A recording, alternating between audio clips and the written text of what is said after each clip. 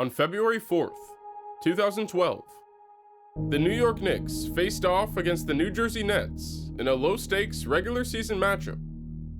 That was until 9 minutes in, when undrafted bench player Jeremy Lin checked into the game.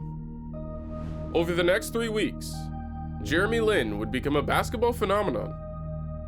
His meteoric rise captured global attention and became one of the most electrifying sports stories in basketball history. But just a decade later, Jeremy Lin is 5 years removed from the NBA, playing the final seasons of his career all the way out in China. So what happened? How did Jeremy Lin go from a household name to another forgotten chapter in NBA history? Sensational play for Jeremy Lin. Lefty layup puts it in. The Jeremy Lin show continues here at Madison Square Garden. Part of the reason that Linsanity went so viral was because of just how unlikely it really was. Despite being on the Knicks roster, Jeremy Lin wasn't supposed to see any playing time, much less make it in the NBA at all.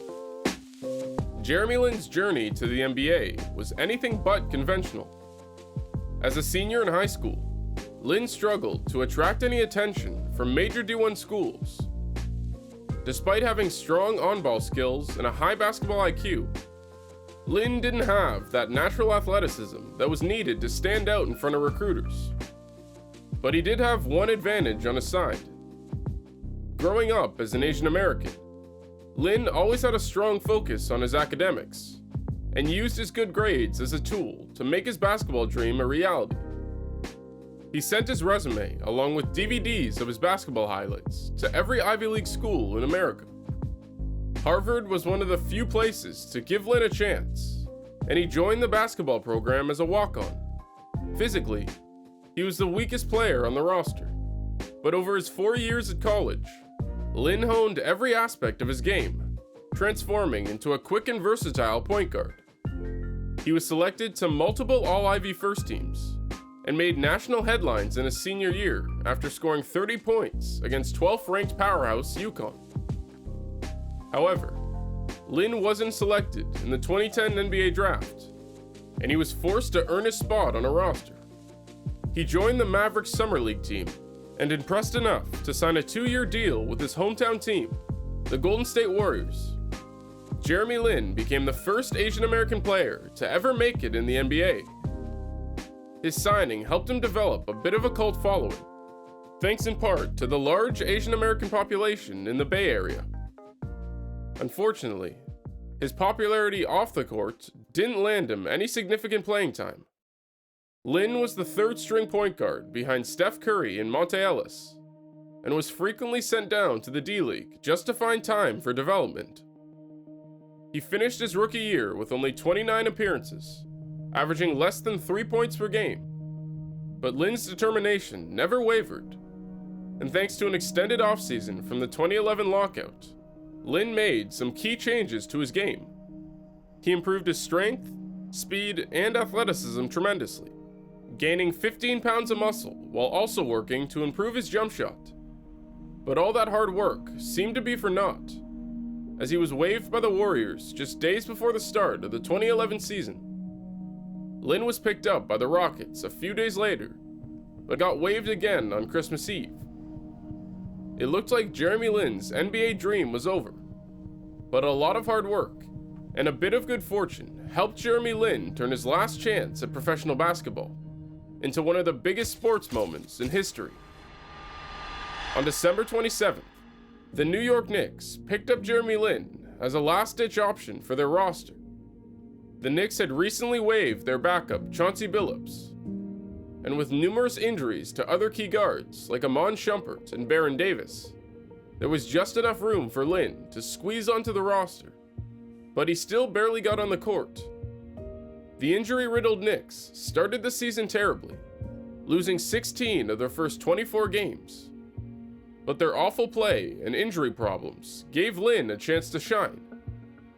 So, on February 4th, 2012, Jeremy Lin checked into the game against the Nets, his first and potentially only chance to get meaningful minutes on the Knicks roster. and he made his moment count. Bumped by Petro, gets to the rim, count it, and a foul! Lin to the basket, reverse layup, he puts it in! Splits the defense again, gets to the rim, puts it in, and a foul!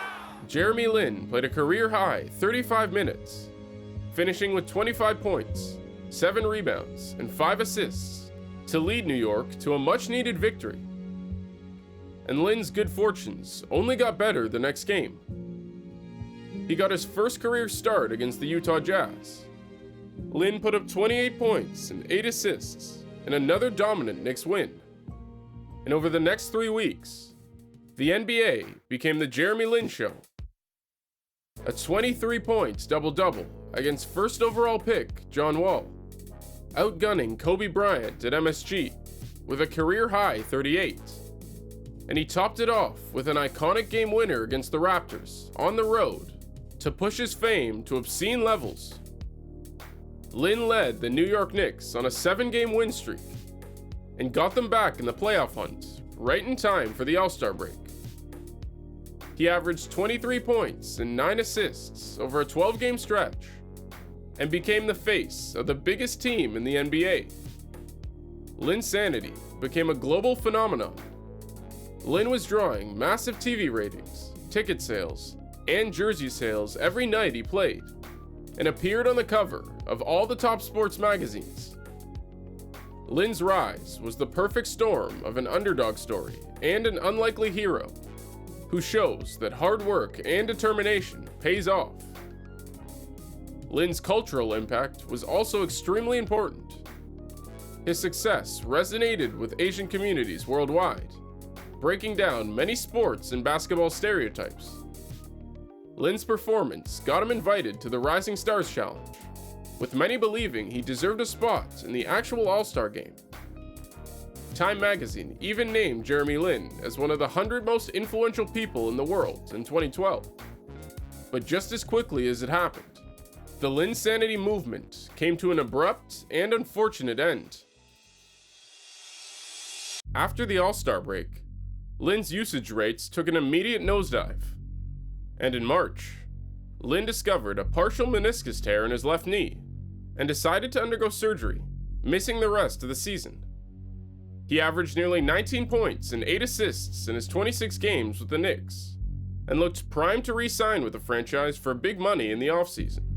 But shockingly, despite needing a point guard, the Knicks didn't field Lin any offers. Rumors circulated about the reasons why. Many believed it was jealousy from fellow teammates about his popularity, specifically Carmelo Anthony, who didn't like the spotlight taken away from him. Both Amari Stoudemire and Mike D'Antoni later confirmed that many Knicks players resented Jeremy Lin, either due to his fame or because of who he represented as a basketball player. But ultimately, Lin was not invited back to the Knicks organization and signed a 3-year, $25 million deal with the Houston Rockets.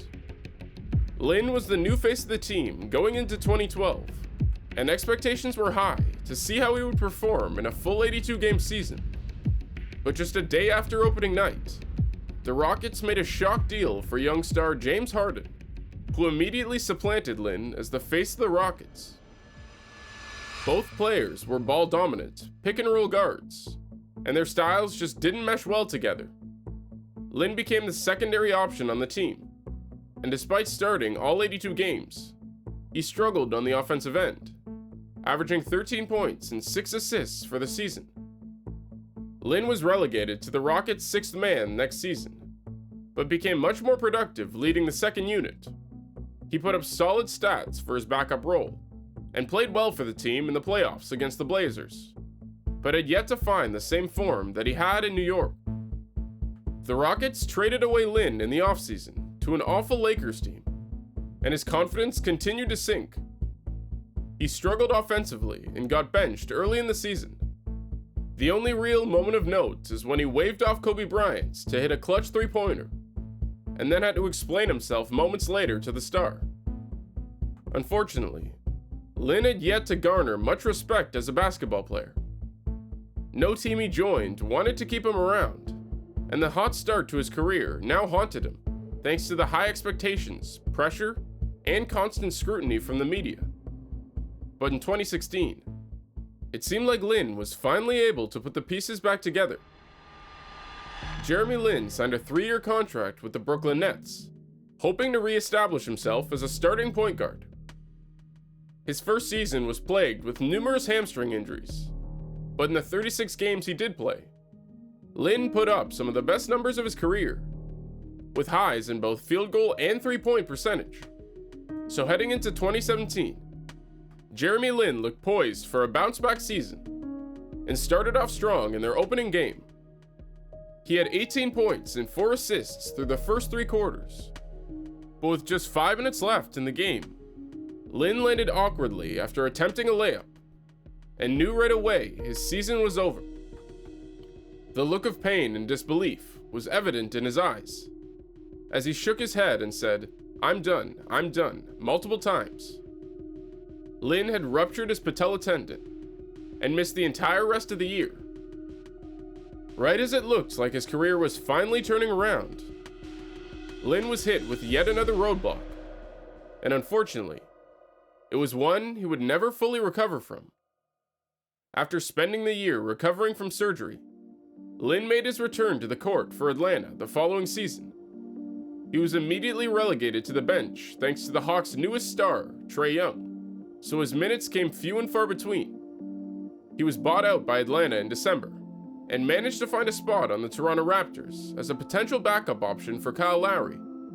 But it was clear that Lin wasn't the same player anymore. His mobility and athleticism had taken a big hit from the knee injury, and his inconsistent shooting made him more of a liability on the court. He barely saw any playing time in Toronto, and was completely absent in the playoffs during the 2019 championship run.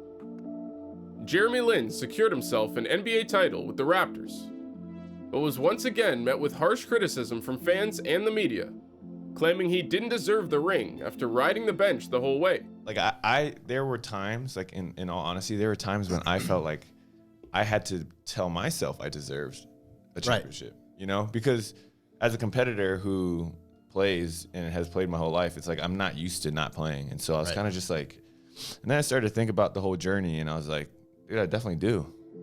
After the 2019 title, Lin went on a tour across China and Taiwan to celebrate becoming the first Asian American player to win a ring. And while he looked to be all smiles throughout, deep down, Lin was at his lowest point. He hadn't received any offers from NBA teams in free agency, and broke down live during a motivational speech in Taiwan. And so, free agency has been tough. Once you hit rock bottom, the only way is up. But rock bottom just seems to keep getting more and more rock bottom for me. Because I feel like in some ways the NBA has kind of given up on me. And he was right. Jeremy Lin would never play another game in the NBA.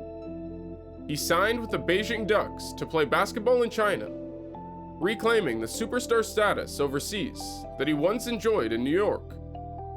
Lin spent 3 years with the Beijing Ducks before joining his brother Joseph on the new Taipei Kings to play in Taiwan.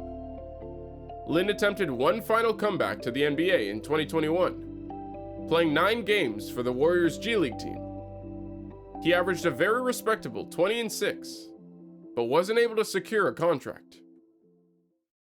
Although Jeremy Lin was only a huge star for a few short weeks, the impact of his Knicks breakthrough can't be overlooked.